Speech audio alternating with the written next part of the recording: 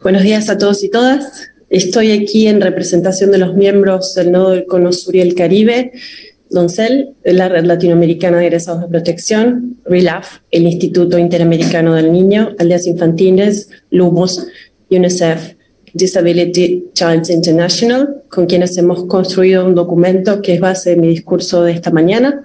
Quiero agradecer a los miembros del comité con sus equipos organizadores y especialmente a los niños, niñas y adolescentes que están aquí hoy. Me honra su presencia.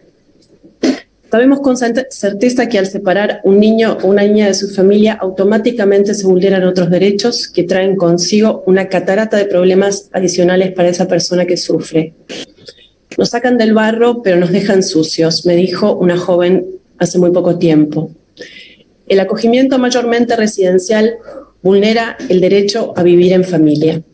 La falta de registro e información sobre cuántos y sobre todo quiénes son estos niños y niñas, cómo viven durante y después del cuidado, vulnera su derecho a ser oído. Los plazos indiscriminados de permanencia dentro del sistema vulneran, entre otros, el acceso a la justicia y representan además una resistencia cultural y social que aún hoy parece imposible transformar.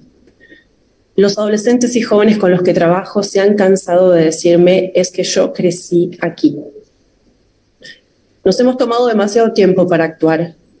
Hoy América Latina desborda de ejemplos sobre las consecuencias nefastas del cuidado de estas características.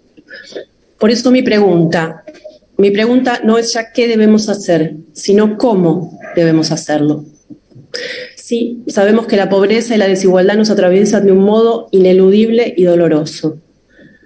¿Pero acaso no se puede cambiar siendo pobres? Los estados pobres también estamos obligados a cambiar. No me gusta la pobreza como excusa y me preocupa el desborde de los discursos de la pobreza y la infancia que dejan congeladas las acciones de los gobiernos, que solo pueden actuar cuando hay una tragedia o un acto gravísimo de modo espástico e intermitente.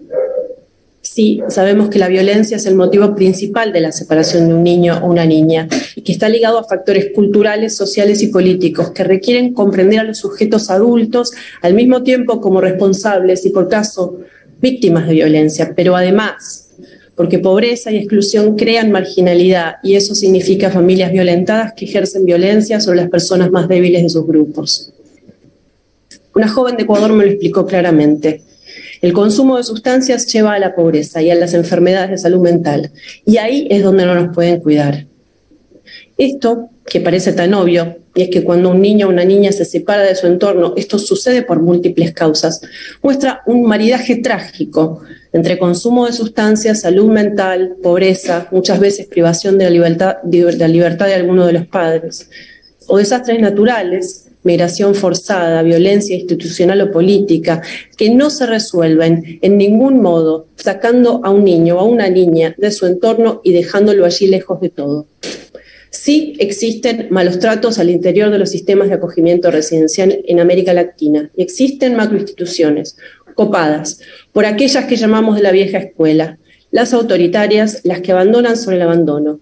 Los estados que tercerizan el cuidado son responsables de esto. Sí, la calidad del cuidado no se mide y no se evalúa. Esto es gravísimo. Quiere decir que no tenemos idea de lo que ocurre dentro de las instituciones de cuidado. Me pregunté cómo podemos hacerlo. No es verdad que en América Latina no tenemos buenos ejemplos de transformación. Los movimientos sociales, estudiantiles, de mujeres son un ejemplo para el mundo. El poder de los colectivos en la lucha por sus derechos tiene una historia de la que podemos tomarnos. Por eso, la única forma de encarar esta transformación es dándole la voz a los niños, niñas, adolescentes y jóvenes de nuestra región. La participación efectiva en las políticas públicas. A veces parece todavía que da un poco de miedo preguntarle a un niño o una niña si se siente cuidado o cómo lo tratan sus cuidadores. Si se ha avanzado en algo en este sentido ha sido respecto a dar un mínimo lugar a la opinión de los niños en lo que hace a su biografía, pero nunca a preguntar qué piensan y sienten o sintieron sobre su cuidado. Destaco aquí el aporte enorme que pueden hacer jóvenes y adultos con experiencia de separación, en el sentido de que muchas veces se requiere tiempo fuera del cuidado, distancia y sentirse emocionalmente estable para reflexionar sobre la experiencia de cuidado. Asimismo, reconocer el poder que tienen los pares como puntos de apoyo para ayudarse durante el cuidado, cumplir roles de andamiaje uno con otros. Lo muestra la evidencia, pero además, ¿quién puede desoír lo que significa un amigo, una amiga, un hermano en la vida de un niño o un adolescente? Así sucede con la creación del colectivo de personas egresadas de cuidado en la región, el logro de una ley para las transiciones a la vida adulta en Argentina. Hoy hay jóvenes organizados en Colombia, casas de pregreso en Chile, prácticas de acompañamiento en libertad en Uruguay, más familias acogedoras en México, proyectos de atención a familias refugiadas y migrantes en el Perú. La región está despertando, pero más desde sus organizaciones que desde sus gobiernos. Por último y para terminar, la desinstitucionalización es la urgencia y la prioridad. ¿Pero cómo? Con políticas basadas en la familia como parte clave de un sistema de acogimiento amplio y correctamente financiado, que priorice la necesidad específica de cada sujeto. Para ello, debe migrar el financiamiento de un sistema a otro y mantener el acogimiento residencial, terapéutico y especializado para quienes así lo requieran.